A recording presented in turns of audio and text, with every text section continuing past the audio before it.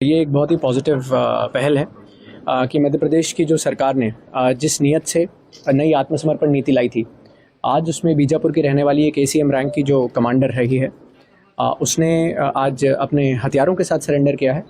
और दूसरी मुख्य बात ये थी कि खुद पुलिस कैंप में आके सरेंडर करना, मुझे लगता है कि ये मैं बताऊंगा कि हमारे पुलिस के ऊपर विश्वास जताता है कि जो आपसे पहले वादा किया था कि यदि आप खुद सशस्त्र आंदोलन को छोड़कर मुख्य धारा में जुड़ने के लिए आएंगे तो आपकी सुरक्षा भी सुनिश्चित की जाएगी। जो मुख्य धारा में आने के लिए प्रावधान है, उन सभी के तहत जो भी आपको लाभ है वो भी अर्जित कराया जाएगा। सर, कितना इनाम था सर इसमें? इस महिला नक्सली पे अगर मध्य प्रदेश, छत्तीसगढ़, क्योंकि MMC जोन कहलाता है, मध्य प्रदेश, छत्तीसगढ़ और महाराष्ट्र, इन सभी की अगर बात करें तो 14 लाख रुपए का इनाम इस पे घोषित था।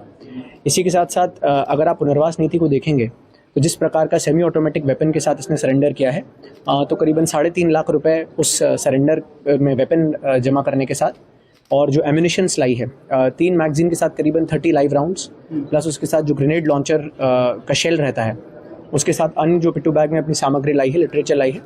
और जो पुनर्वास नीति के तहत सबसे बड़ा एक प्रावधान था कि इसके ऊपर जो इनाम होगा उसकी राशि भी इसी के पुनर्वास के लिए उपयोग की जाएगी। और इसी के साथ साथ 20 लाख रुपए की राशि एक मुश्त सरकार के द्वारा इसको प्रोवाइड की जाएगी, जिससे कि जहाँ पर भी अपना घर बनाना चाहती है, ज़मीन खरीदना चाहती है, उन चीज़ों में उसकी सहायता की जाएगी। करीबन 1.5 लाख रुपए जो है वो गृह निर्माण के लिए इसको सहायता राशि दी जाएगी। और इसी के साथ साथ स्किल डेवलपमेंट, क्योंकि एक बहुत अभिन्न अंग है कि कैसे इसको वापस जो अपना समाज है उसमें वापस इसका पुनर्वास किया जाए, जिससे ये अपना पुनर्जीवन स्टार्ट कर सके। तो उसके लिए जो स्किल डेवलपमेंट प्रोग्राम है उसके तहत भी राशियों का प्रावधान किया गया है, जो जिसका लाभ इसको मिलेगा। सर, बाकी नक्सलियों को क्या अपील करना चाहेंगे? देखिए, मैं आपके माध्यम से उनसे भी यही अपील करूंगा कि अब आपके सभी बड़े काडर्स, चाहे आप चाहें तो सोनू और भूपति वो हों जिन्होंने 61 नक्सलियों के साथ सरेंडर किया। उसी के साथ 17 अक्टूबर को रूपेश जो हैं उन्होंने करीबन 200 नक्सलियों के साथ सरेंडर किया। वर्तमान में पिछले 4 महीने में 2100 से ज़्यादा नक्सली जो हैं उन्होंने सरेंडर किया है। तो ये स्पष्ट दर्शाता है कि अब सशस्त्र आंदोलन का, जो इनके खुद बड़े लीडर्स कह रहे हैं, सशस्त्र आंदोलन का अब समय नहीं है, परिस्थितियां बदल चुकी हैं।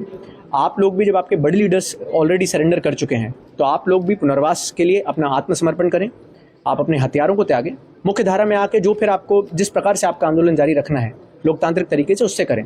परंतु यदि आप पुनर्वास नीति का इस समय, जब सरकार आपको पुनर्वास करने के लिए एक एवेन्यू खोल रही है, यदि आप इस समय इसका लाभ नहीं ले पाएंगे तो भविष्य में जिस प्रकार से सिक्योरिटी फोर्सेस के एनकाउंटर्स चल रहे हैं, मुझे लगता है कि अनफॉर्चुनेटली बहुत सारे लोगों को फिर न्यूट्रलाइज होना पड़ेगा।